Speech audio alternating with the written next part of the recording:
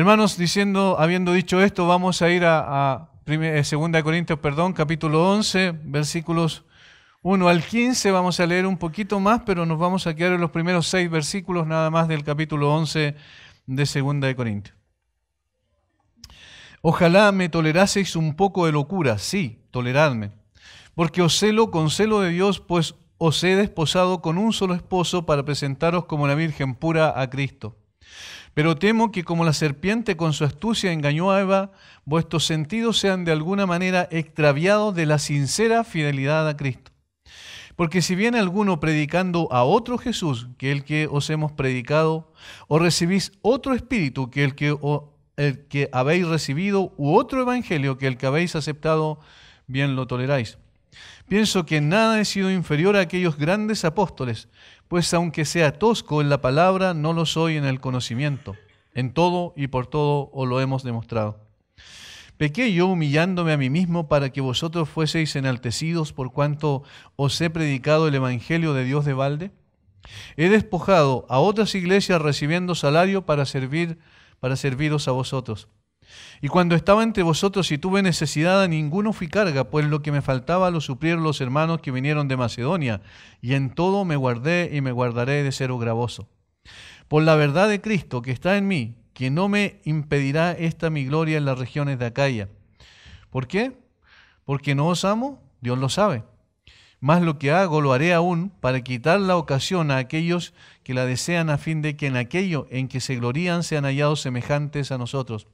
Porque estos son falsos apóstoles, obreros fraudulentos, que se disfrazan como apóstoles de Cristo. Y no es maravilla, porque el mismo Satanás se disfraza como ángel de luz. Así que no es extraño si también sus ministros se disfrazan como ministros de justicia, cuyo fin será conforme a sus obras. Como apreciamos, el tono del apóstol Pablo está cambiando del capítulo 10 en adelante, ya comenzó a cambiar, comenzó a dirigirse en un sentido a una audiencia diferente a la que se había dirigido en los primeros 9 capítulos. En los primeros 9 capítulos, Pablo está dirigiendo su carta principalmente a aquellos creyentes de Corinto que se habían arrepentido producto de la carta severa que le había enviado y que no queda registro para nosotros excepto las citas que menciona Pablo al inicio de la segunda carta a los Corintios.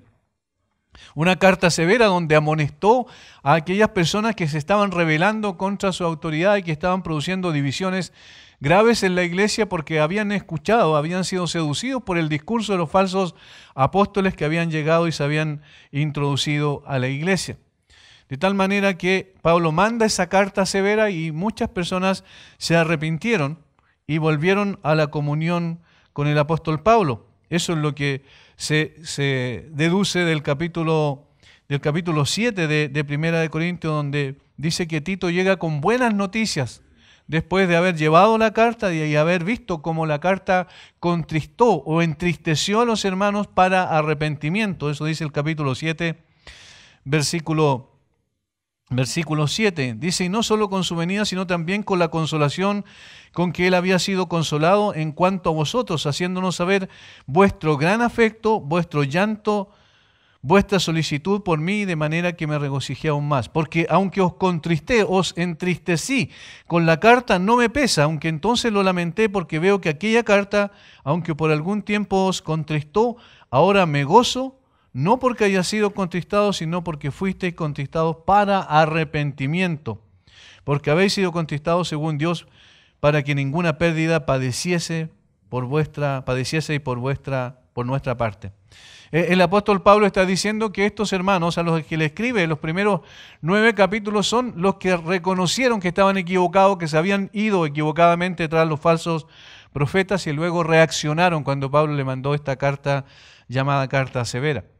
Ahora, del capítulo 10 al capítulo final, al 13, en la segunda carta, Pablo le va a hablar directamente a aquellos que todavía estaban en rebelión con el apóstol Pablo y va a tratar duramente a los falsos apóstoles que había entre ellos para llevarles cautivos lejos de la verdad. Eso es lo que esa denuncia es la que hace los versículos 12 al 15 que acabamos de leer recién del capítulo 11. Teniendo en consideración ese contexto, el apóstol dice que su temor más grande en el capítulo 11, los primeros 6 versículos, es que ellos, igual como Satanás engañó a Eva en el huerto, sean engañados y seducidos y llevados absolutamente lejos de la verdad. Esa era su preocupación más grande y por eso en los primeros 6 versículos va a hablar entonces de la necesidad de que el creyente tenga una sincera fidelidad a Cristo. Una sincera fidelidad a Dios, una sincera fidelidad al Evangelio y una sincera fidelidad a la verdad. Estas cuatro conceptos, y más que conceptos, principios aparecen en el capítulo 11, versículos 1 al 6. La fidelidad es un valor en extinción en el mundo. A nadie le importa la fidelidad. La fidelidad entre esposo y esposa a nadie le importa, ¿cierto?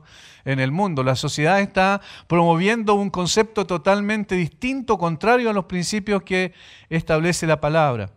Y la fidelidad también en la iglesia lamentablemente está dando cuenta de un deterioro. En lugar de que progrese, de que cada vez las personas sean más fieles a Cristo, a Dios, a la verdad y al Evangelio, resulta que está pasando todo lo contrario. La fidelidad a Cristo se está cambiando por la fidelidad a los hombres. Es más fácil quizás poder tratar de estar bien con la gente que estar bien con Dios en el sentido correcto de la palabra, en el sentido de poder someterse a las Escrituras como la única verdad revelada por el Señor, someterse a Cristo como el Señor de nuestra vida y someterse al verdadero Evangelio, que es el que ha sido predicado y expuesto para nosotros en las Sagradas Escrituras. En el caso de los Corintios fue expuesto por el apóstol Pablo en forma directa. Ahora, siendo esta la situación, tanto en el mundo como en la iglesia, necesariamente debemos volver otra vez a la Biblia para que la Biblia nos amoneste también a nosotros y nos lleve a una reflexión profunda respecto a la necesidad que tenemos de poder volver a reconstituir esta lealtad, esta fidelidad al Señor. ¿Por qué? Porque esta es una de las evidencias de un verdadero creyente. Un verdadero creyente que dice ser creyente y no es fiel a Cristo, sino más bien es fiel a lo que Él quiere imponer en la iglesia a través de su propia disposición, su visión sesgada, a veces egoísta, egocéntrica, no está en realidad siendo fiel al Señor. Recuerden lo que pasó en el huerto del Edén. Nuestros padres, ¿cierto? Los primeros seres humanos creados ahí en ese lugar, no permanecieron fieles. El Señor les dijo que no debían comer del fruto del árbol del bien y del mal que estaba en el medio del huerto. Sin embargo, podían comer de todo lo demás, podían estar satisfechas todas sus necesidades, pero ellos quisieron desobedecer al Señor. Y finalmente, ¿qué es lo que ocurrió? Por su infidelidad, por no permanecer fieles y leales al Señor, sufrieron ellos y nosotros, todos sus descendientes, trágicas consecuencias. Porque el pecado entró por un hombre, ¿recuerdan? Y con él la muerte. De tal manera que, mirando retrospectivamente a la historia, al principio de la humanidad, ya vemos esa infidelidad y las consecuencias trágicas que vienen juntamente con esa desobediencia. Por otro lado, sigue la historia en el Antiguo Testamento y vemos que Dios escogió a Israel soberanamente por una acción de amor supremo hacia un pueblo que no merecía absolutamente nada. En Deuteronomio dice que ellos no merecían nada, que ellos eran un pueblo insignificante entre todos los pueblos de la tierra. Sin embargo, el Señor los escogió, los apartó como su pueblo, haciendo un pacto con ellos, cuyas estipulaciones estableció por medio de Moisés en el Sinaí. Era un pacto condicional. Si ustedes cumplen, yo estoy con ustedes. Sin embargo, a poco de andar, Israel se apartó tras las costumbres y los dioses falsos de las naciones circunvecinas. Eso lo vemos en toda la historia de Israel. Al poco tiempo, recién saliendo de Egipto, habiendo visto el poder de Dios extraordinario para sacarlos de ese lugar, el Señor, como bien sabemos, secó, ¿cierto?, el Mar Muerto, el Mar Rojo en un momento determinado para que pasara todo Israel por él. Ellos vieron todo eso, ellos vieron las maravillas que el Señor hizo, ellos vieron la nube que estaba sobre ellos en el día, la columna de fuego en la noche, cómo los guió en el desierto. Sin embargo, a poco de salir ya estaban rebelándose contra el Señor. Y estaban diciendo, queremos volver a Egipto otra vez. Allí teníamos comida, teníamos agua, teníamos todo lo que necesitamos. Estamos aquí en este desierto y nos sacaron a este desierto para matarnos de hambre y de sed. ¿Y qué hicieron después? Fueron tras otra vez dioses falsos. Dejaron de ser fieles al Señor que los rescató. ¿Recuerdan el becerro de oro? ¿Por qué hicieron un becerro de oro? Porque eso es lo que aprendieron en Egipto. Esos son los dioses que adoraban a los egipcios. Y entonces está mostrando que ellos no siguieron fieles al Señor. Fueron llevados fácilmente lejos del Señor por la seducción de los pueblos de alrededor. Y esto es un peligro latente siempre para la iglesia. Un antecedente más, que es interesante. De las 7 iglesias a las cuales el Señor Jesucristo le pide a Juan que escriba, 5 tenían problemas. O sea, un porcentaje altísimo, solamente 2. De 2 no se dice nada de reproche, pero de las demás, las 5, sí se habla de que apostataron en un sentido, en uno u otro. En el caso de Éfeso dejaron su primer amor, recuerdan. En el caso del otro también, de otras iglesias se fueron tras los falsos profetas. Y así había una serie de situaciones que mostraban que habían sido fácilmente seducidos y llevados lejos del Señor, de la fidelidad que debían al Señor. Lo que pasó, las consecuencias de la infidelidad, la vemos también en el Antiguo Testamento. Dios tuvo que obrar poderosamente para que en el 722 a.C., como juicio y castigo por esa infidelidad, el Señor llevó cautiva a las 10 tribus del norte a través de los asirios, 722 a.C. Les dio más tiempo a los 2 tribus del sur, y que constituían el reino del sur. ¿Y qué ocurrió con ellos? Finalmente tuvo que llevarlos cautivos en el 586 a.C. a través de los babilonios, porque fueron desleales al Dios verdadero, no permanecieron fieles al pacto, sino que desobedecieron. La iglesia igualmente siempre ha luchado por mantenerse fiel al Señor, pero a través de su historia también se ha deslizado tras los pasos del mundo sin Cristo. Durante 1000 años, la iglesia, en términos de, como nombre general, como el gran paraguas del cristianismo, fue seducido también por el paganismo. Durante mucho tiempo. No toda la iglesia, porque siempre permaneció un remanente fiel de la iglesia, pero durante 1000 años, los años de oscuridad, como se llamaron, de la Edad Media, allí ocurrió exactamente lo mismo. Comenzaron a meter costumbres dentro de la iglesia que venían del mundo pagano, y así desviaron de su fidelidad a Cristo a la iglesia. Por tanto, el peligro que había en el tiempo del apóstol Pablo con esta iglesia de Corinto es el mismo peligro que hay en el día de hoy. ¿Qué es lo que nosotros hemos visto en el último tiempo en términos de la iglesia evangélica en América, al menos desde Estados Unidos hacia abajo?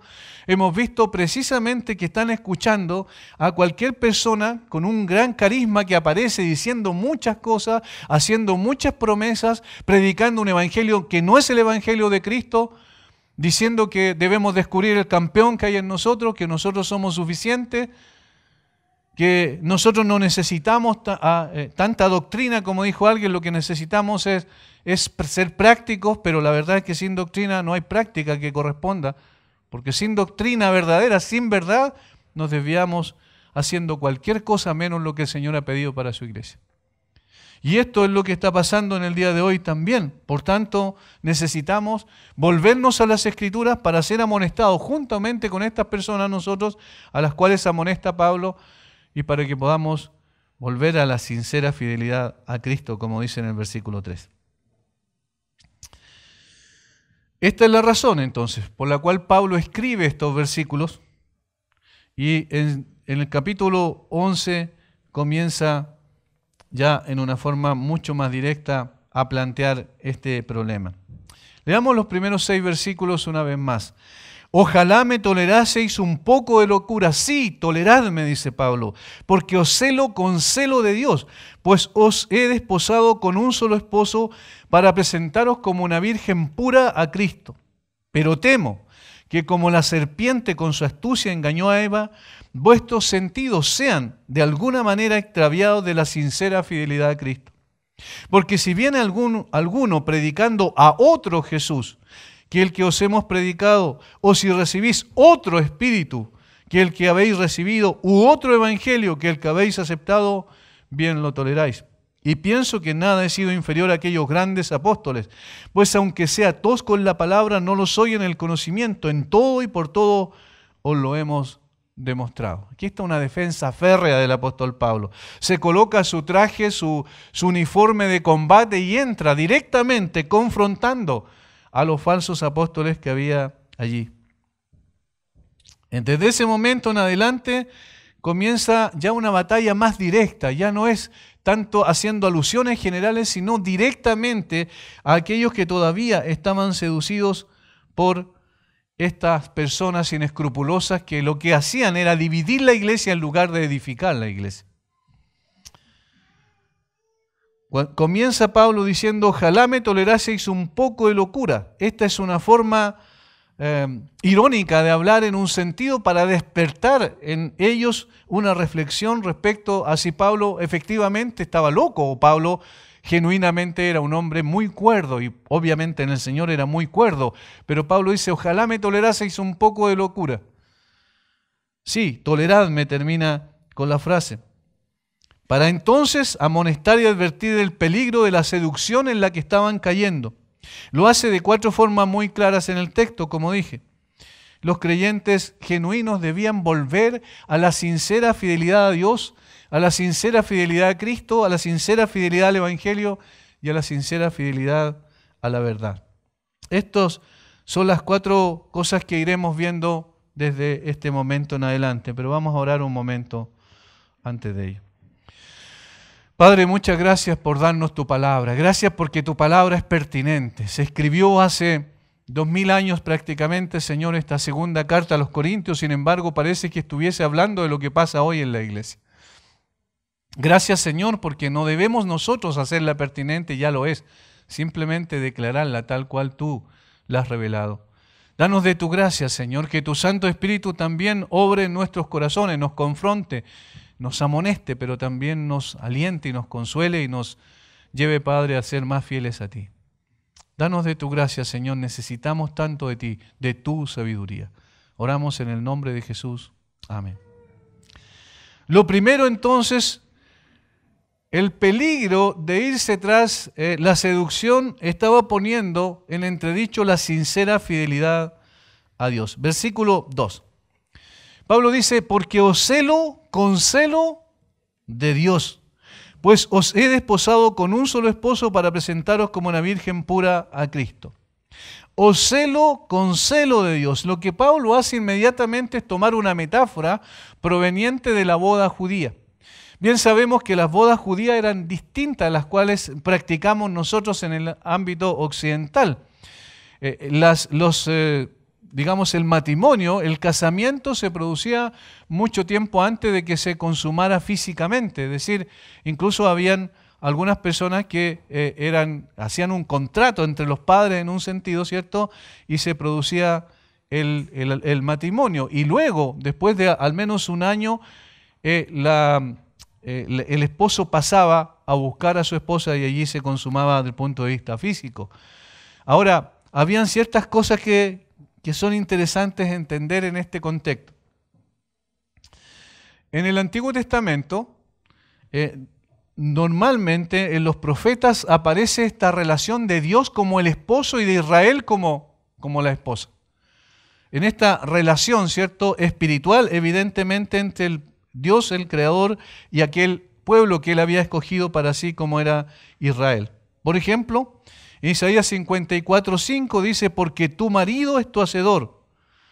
Y luego en Isaías 62:5 dice, como el gozo del esposo con la esposa, así se gozará contigo el Dios tuyo. ¿Ven? Ahí está hablando de una relación.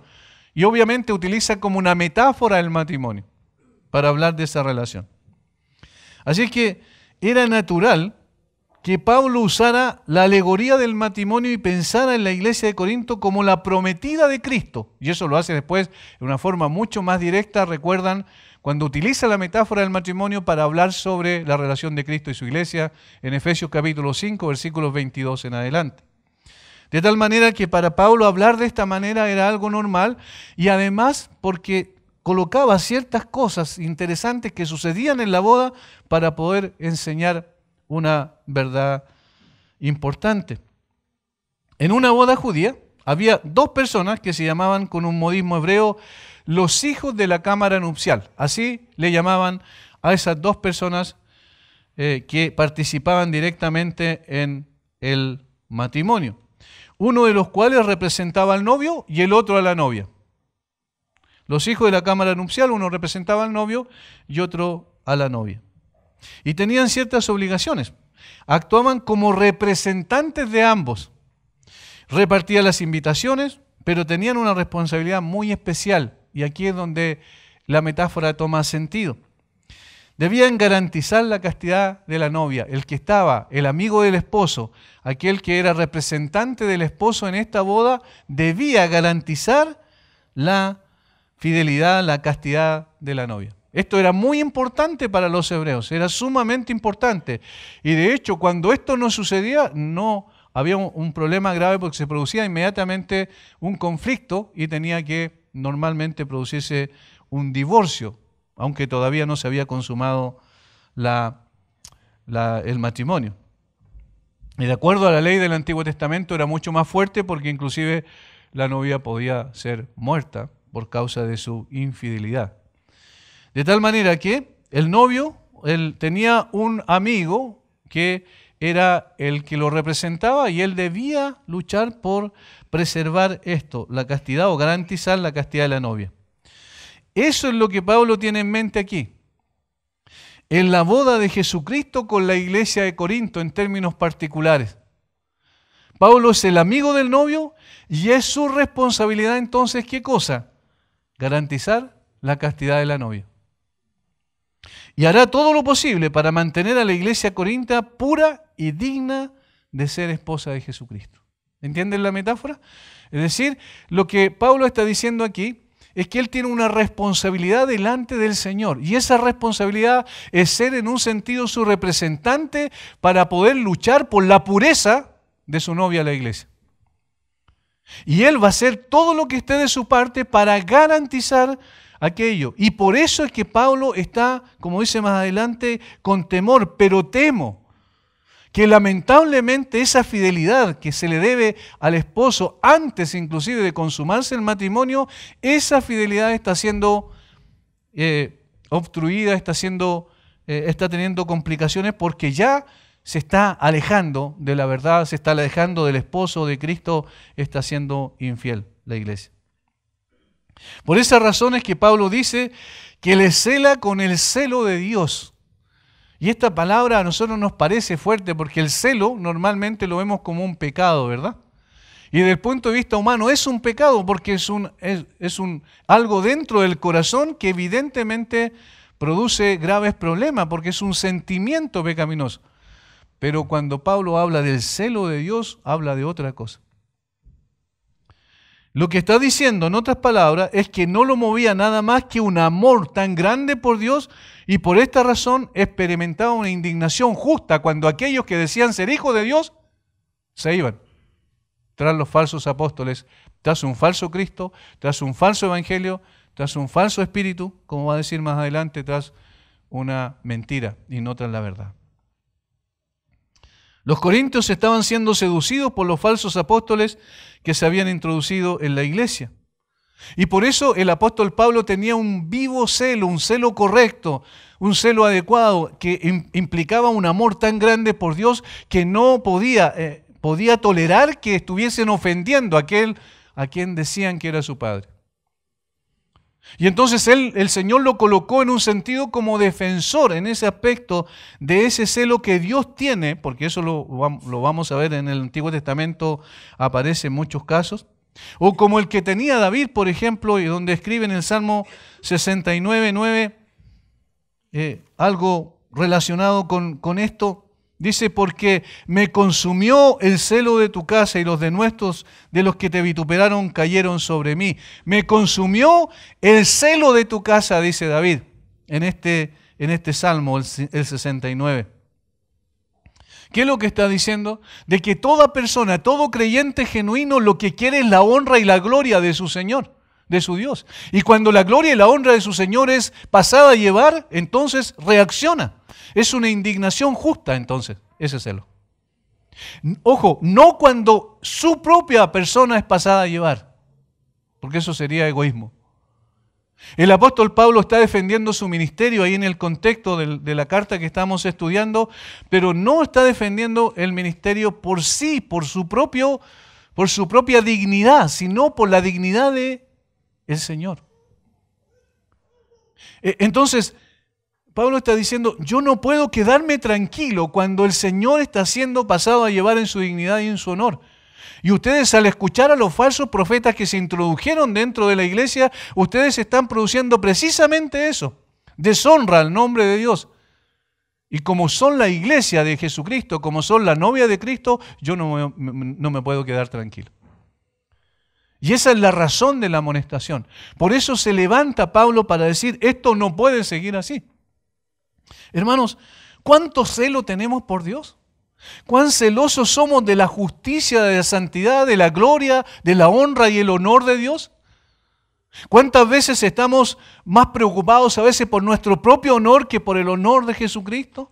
¿Cuántas veces nosotros estamos pensando más en cómo quedamos bien con los hombres antes de poder ver que tenemos algo mucho mejor, mucho más superior, mucho más grande, por supuesto, que es nuestra fidelidad al Señor antes que a los hombres?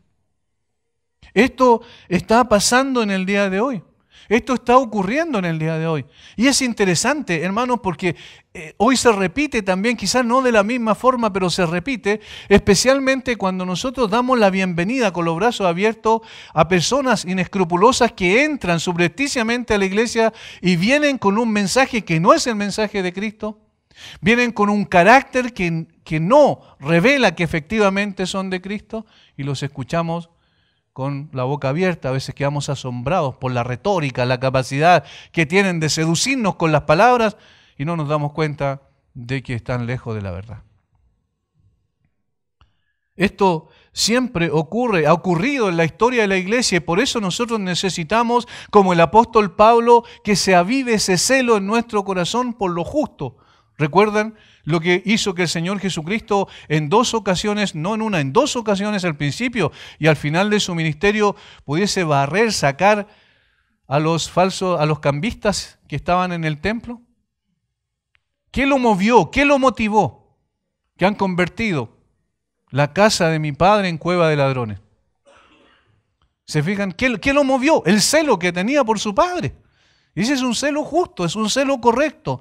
No el celo cuando nos defendemos a nosotros mismos, cuando aparece, ¿cierto?, y salta de improviso en nuestro corazón el león, cuando el orgullo sale. No se trata de eso. No es una autodefensa, sino es poder poner el nombre del Señor por sobre cualquier cosa, incluso por sobre nuestro propio prestigio. Pablo conocía a Dios como un Dios celoso, tal como se había manifestado en el Antiguo Testamento. Veamos en el contexto de los 10 mandamientos cómo el Señor le dice a Moisés que escriba eso y le dice la razón por la cual él no acepta ningún tipo de adoración a otro Dios que no sea a él. En el capítulo 20 de Éxodo, versículo 5. Porque no te inclinarás a ellas ni las honrarás, porque yo soy Jehová tu Dios fuerte y celoso. Yo soy tu Dios, fuerte y celoso. Es decir, había en el Señor esa actitud correcta, esa actitud santa, por su propio nombre, por la honra de su propio nombre. En el capítulo 34, versículo 14, otra vez repite, porque no te has de inclinar a ningún otro Dios, pues Jehová, cuyo nombre es celoso, Dios celoso es. Y siempre se da en un contexto de fidelidad a Él, pero del temor de la infidelidad. ¿Se fijan? En Deuteronomio 4:24, más adelante, en el último libro del Pentateuco, Deuteronomio 4:24, nuevamente se repite el mismo concepto, porque Jehová tu Dios es fuego consumidor, Dios celoso. Otra vez aparece el mismo concepto. En el capítulo 32 de Deuteronomio, también el versículo 16 y 21,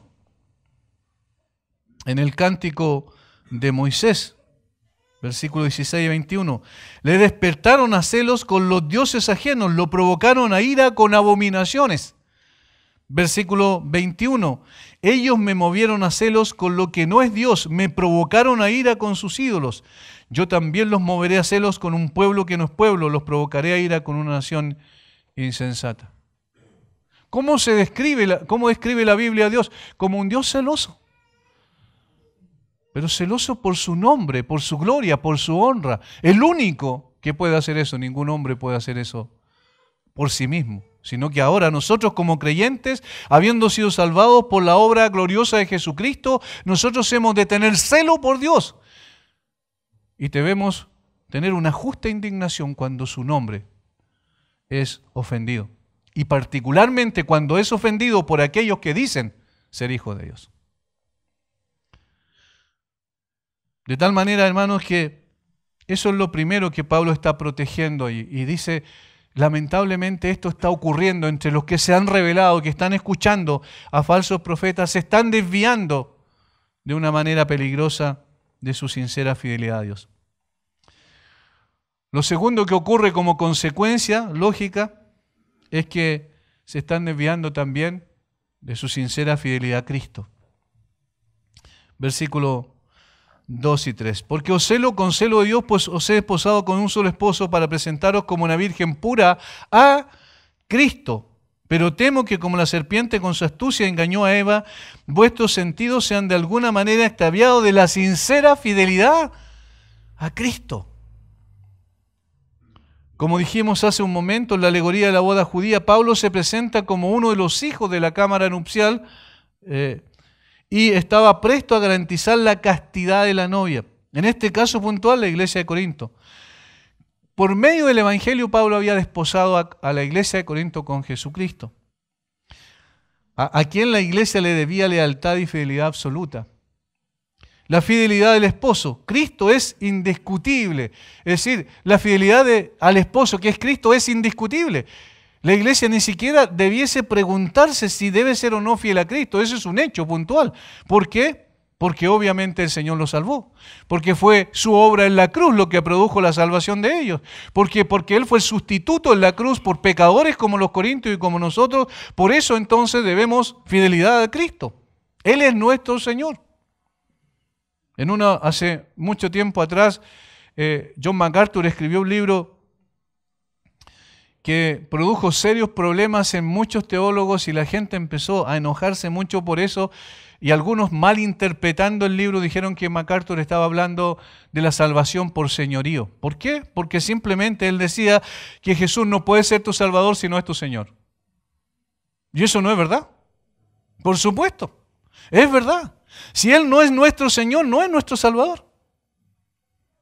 Eso es evidente. Una persona que realmente ha conocido a Cristo por el Evangelio es una persona que se somete a la autoridad de Jesucristo. Y si no se somete a la autoridad de Jesucristo, aún no es de Cristo. Pero esa fidelidad, la esposa no se la estaba dando. En este caso la iglesia no se la estaba dando al Señor. La iglesia de Corinto estaba en peligro por causa de seguir a falsos líderes espirituales. Temo, dice Pablo en el versículo 3, temo es una expresión de preocupación de que la iglesia apostatara. Entonces Pablo hace una mirada retrospectiva a la historia. Y dicen, ¿dónde empezó todo el problema? Siempre es interesante que siempre el problema empezó en el huerto de Edén. Versículo 3. Pero temo que como la serpiente con su astucia engañó a Eva, vuestros sentidos sean de alguna manera extraviados. Fíjense, seducción, engaño, extravío, son palabras muy significativas y expresivas de lo que estaba pasando con estas personas. Pablo está diciendo en otras palabras, la misma estrategia que Satanás usó en el huerto de Edén es la misma estrategia que tienen los falsos apóstoles que hoy se han introducido a la iglesia. Y es interesante, hermanos, siempre es la misma estrategia. Siempre los pasos en la seducción son exactamente los mismos.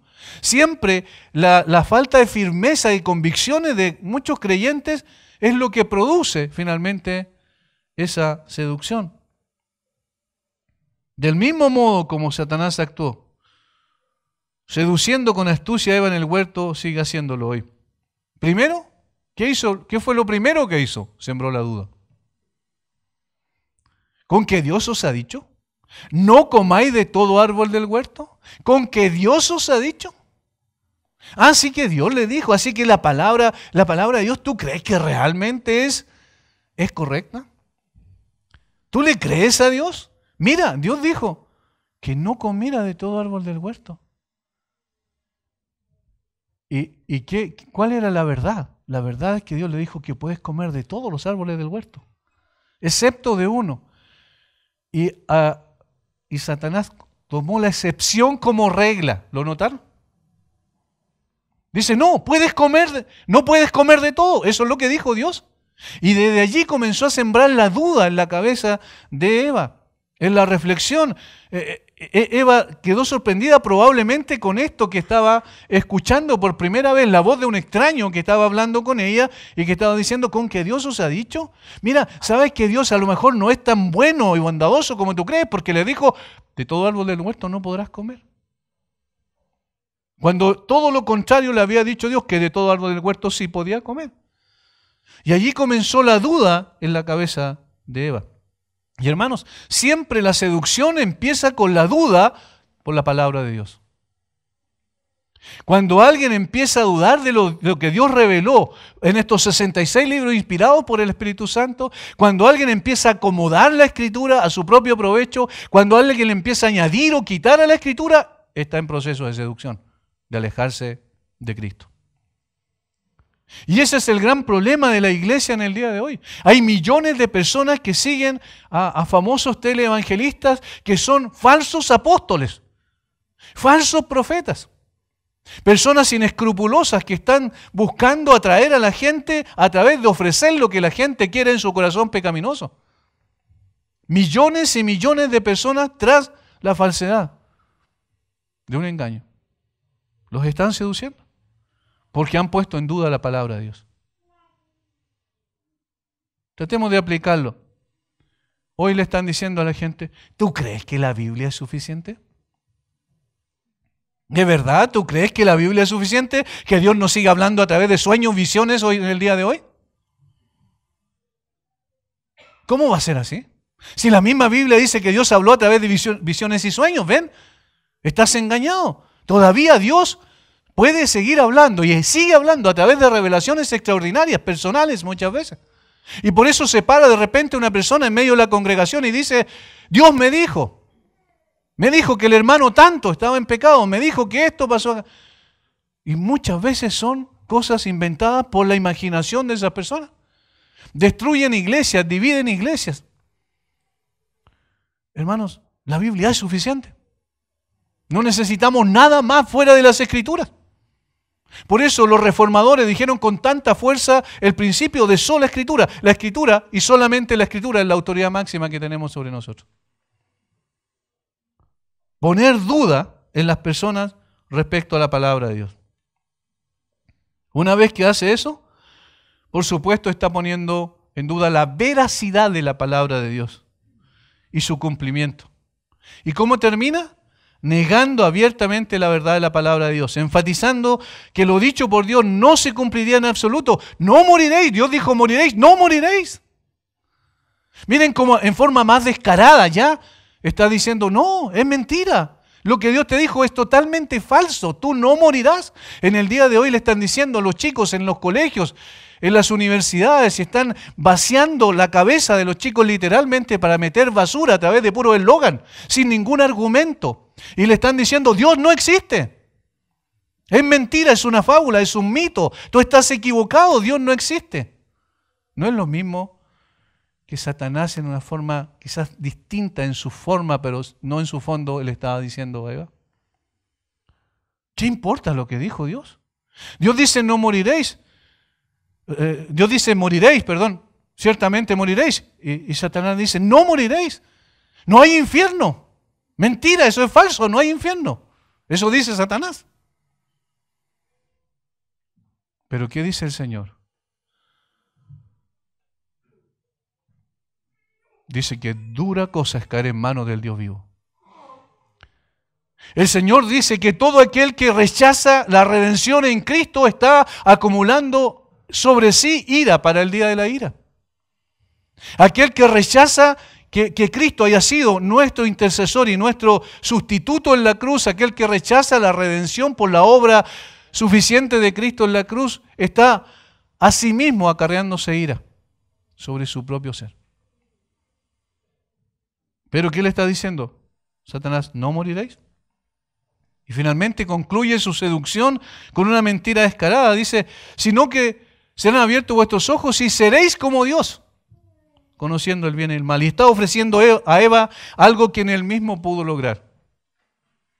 Este último ofrecimiento consumó el engaño, porque ser como Dios tendría que ser la máxima aspiración de toda criatura, desde el punto de vista de lo que dice Pablo, sed imitadores de Dios. Y claro, nosotros tenemos cómo se produce el proceso de transformación y de santificación. Dios a través de su palabra nos va santificando. Santifícalos en tu verdad, tu palabra es verdad. Nos va santificando hasta que nos vamos pareciendo más al Señor. Y ese es un proceso que es bueno, que es adecuado. De tal manera que le está diciendo, mira, ustedes serán como Dios, pero le está diciendo, en otras palabras, ustedes serán sus propios dioses. Ese es el interés de Satanás en esta aseveración. Y eso mismo está ocurriendo hoy. Los falsos apóstoles están metiendo mentiras dentro de la iglesia. Y lamentablemente muchos están creyendo. Lo que hacen es hacer pensar que la verdad es el error y que el error es la verdad. Isaías lo dijo de esa manera. Hay de aquellos que dicen tienen a lo amargo por dulce, ¿cierto? A lo bueno por malo, lo malo por bueno, lo bueno por malo. Es decir, cambian, trastocan las cosas. Esta era la preocupación de Pablo, que también los falsos profetas sedujeran con palabras lisonjeras a los corintios y extraviaran sus sentidos. Más bien la palabra ahí puede traducirse sus pensamientos. Es interesante. Pero temo que como la serpiente con su astucia engañó a Eva, vuestros sentidos, vuestros pensamientos sean de alguna manera extraviados de la sincera fidelidad a Cristo. El ataque del enemigo siempre comienza en los pensamientos, poniendo dudas sobre la veracidad de la palabra de Dios, en la lucha por la mente. Esto lo saben las personas que manipulan a otros por medio de introducir abierta o subrepticiamente mentiras para llevarlos cautivos lejos de la verdad.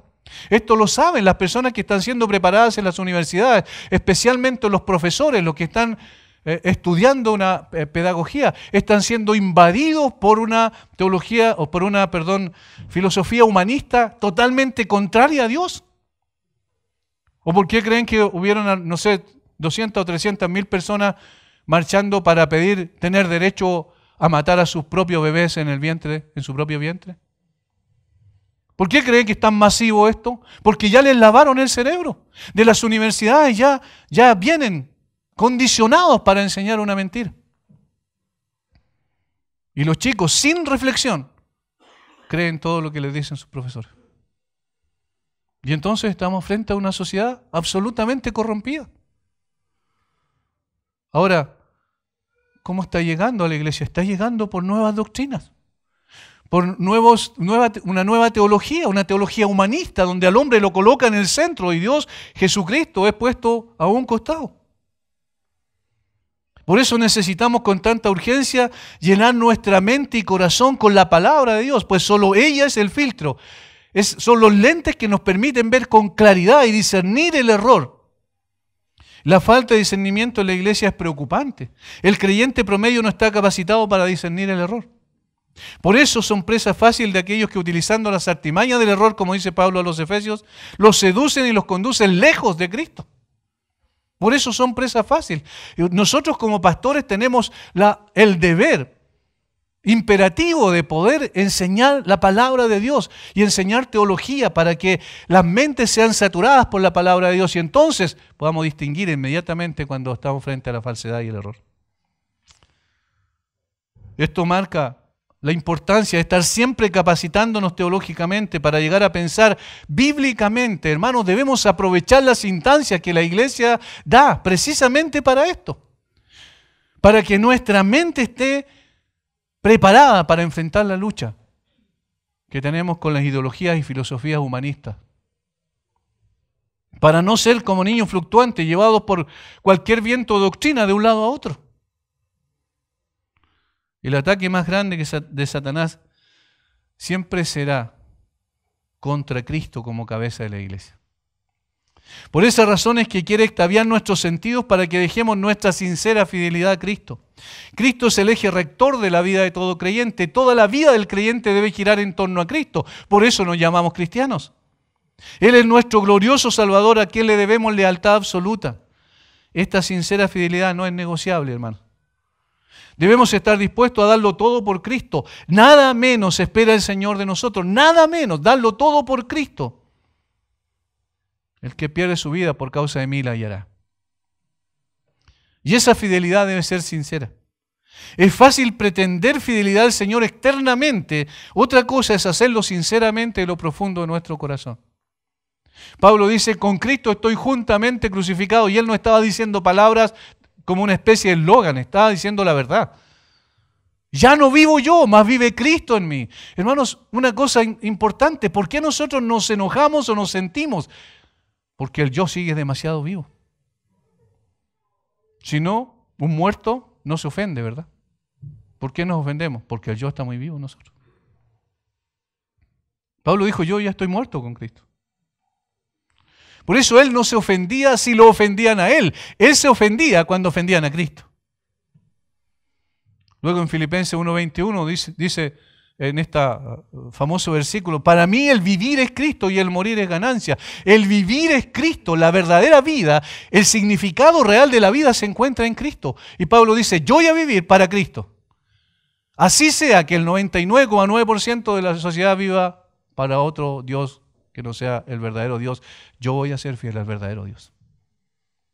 Voy a ser fiel a Jesucristo, quien murió por mí en la cruz. Quien entregó todo por mí fue Él, entonces yo voy a ser fiel a Cristo. Y le está diciendo a los falsos apóstoles y profetas, cuidado, porque ustedes están seduciendo al pueblo de Dios y un día van a pagar por eso.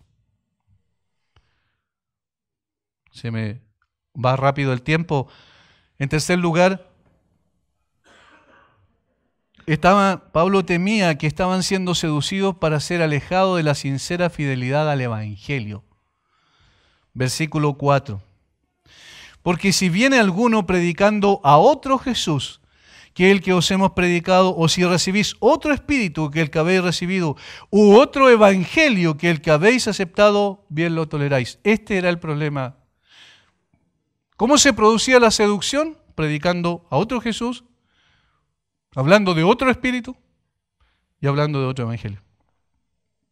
Esto es lógico, miren, como consecuencia natural. Si no existe sincera fidelidad a Cristo, es porque no existe sincera fidelidad al evangelio de Jesucristo. Porque Cristo es el evangelio. El evangelio y Cristo son una unidad indisoluble. No existe evangelio sin Cristo. Noten cómo es imprescindible conocer bien el evangelio para poder distinguir el falso evangelio que los falsos apóstoles o líderes espirituales proclaman. Estos hombres predicaban a otro Jesús, dice Pablo. Otro Jesús, distinto al que nosotros llegamos a predicar. Cuando se presenta un evangelio que presenta a otro Jesús, no al Jesús de la Biblia, estamos frente a un falso evangelio. Eso es lógico.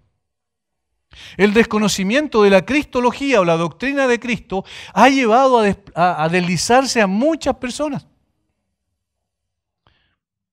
Este es un falso evangelio porque desvirtúa completamente al evangelio que tiene que ver con el Cristo revelado en las Escrituras.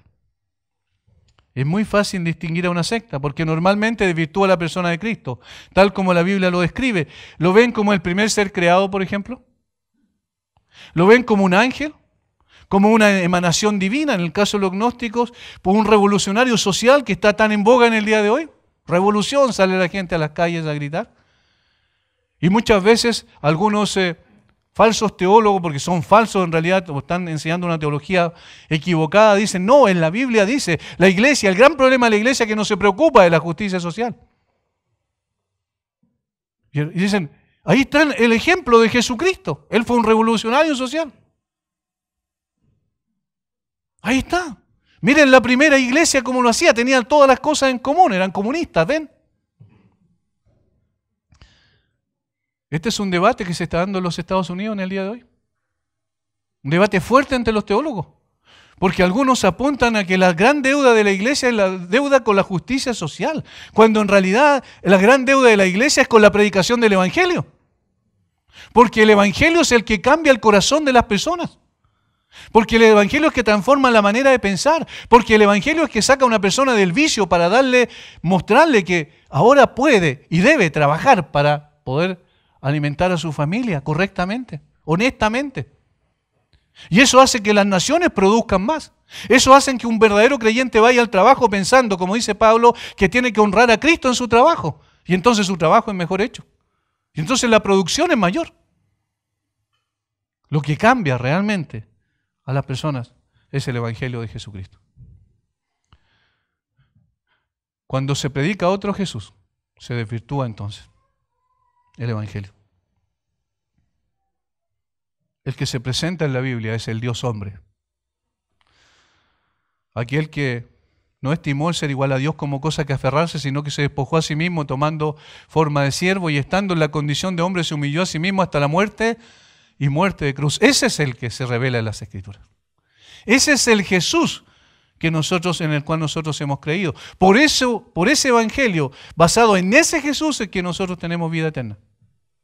Cualquier otro Jesús que se predique y que no sea el de las Escrituras es un falso Jesús. Hay algunos que enfatizan dentro de las iglesias evangélicas en el día de hoy al Jesús sanador. Miren, Jesús sana. Ven y Jesús te va a sanar. Como si ellos tuvieran la prerrogativa de conocer la mente de Dios de lo que Él quiere hacer en un determinado momento. Esa es arrogancia. Dios es el que sabe. Algunos lo tienen como el gran proveedor y de allí el evangelio de la prosperidad. Es verdad que toda buena dádiva, todo don perfecto desciende de lo alto del Padre de las luces. Es verdad que el Señor nos provee cada día el alimento, por eso oramos y damos gracias por eso cada día. Es verdad todo eso, pero no es que el Señor haya venido a hacer rico al pobre. ¿Sabe a qué pobre vino a ser rico? Al pobre espiritual. Lo vino a ser rico espiritualmente. Cuando desvirtuamos a Jesús, cuando consideramos a Jesús como nuestro ayudante o como nuestro siervo y le chasqueamos los dedos para que venga cuando lo necesitamos, estamos totalmente equivocados. Ese no es el Jesús de la Biblia y por tanto no es el Evangelio. En segundo lugar, estos apóstoles fraudulentos vinieron a Corinto bajo la influencia de otro espíritu. Fíjense lo que dice Pablo ahí. O si recibís otro espíritu que el que habéis recibido. Esto en el día de hoy es fuerte en las iglesias. Esta iglesia está muerta, no tiene el espíritu. Pura palabra, ¿no? ¿No saben que la letra mata? Miren, yo no he visto a ninguna persona que se levante tomada por el espíritu. ¿Qué espíritu? Esto estaba pasando en Corinto. Estos venían con otro espíritu, no el Espíritu Santo, evidentemente. Y Pablo va a dejar demostrado en el versículo 12 del mismo capítulo que es el espíritu de Satanás. El Espíritu Santo es el que convence de pecado, de justicia y de juicio. El Espíritu Santo es el que produce el nuevo nacimiento. El viento sopla de donde quiere y oye su sonido, no sabe ni de dónde viene ni a dónde va. Así es todo aquel que es nacido del Espíritu. El Espíritu Santo es el que produce el nuevo nacimiento. El Espíritu Santo es el que aplica la verdad del Evangelio de Jesucristo, es decir, la verdad de su muerte expiatoria y su resurrección poderosa. El Espíritu Santo aplica el Evangelio al corazón de las personas. Y entonces llegamos a conocer a Cristo porque Él nos lleva al arrepentimiento y a la fe. Y luego nos lleva a glorificar a Cristo, porque para eso iba a venir el Espíritu. ¿Recuerdan lo que dijo el Señor? Él me glorificará a mí. Ese es el propósito del Espíritu Santo. ¿Y saben cómo habla el Espíritu? Por la palabra. Ser lleno del Espíritu es sinónimo de ser lleno de la palabra. Si alguien no es lleno de la palabra, no está lleno del Espíritu, aunque grite y hable incoherencias. Aunque salte y se revuelque en el suelo, como ocurre en el día de hoy en muchas partes. Ese no es el Espíritu de Dios. El Espíritu de Dios es el Espíritu que nos llena de su palabra, que nos somete a Cristo, que nos lleva a la obediencia, a la sincera fidelidad al Evangelio. El Espíritu con que Pablo había predicado el Evangelio era el Espíritu Santo, que los había revelado a Cristo, tal como el mismo Señor lo prometió cuando estuvo en la tierra. Pero estos fraudulentos presentaban en sus predicaciones un Jesús falso y un espíritu falso. No tenían el Espíritu Santo. Ellos querían que las personas fueran tras ellos, no tras de Cristo. Por tanto, estos hombres predicaban otro evangelio. Eso era obvio porque predicaban a otro Jesús en el poder de otro espíritu.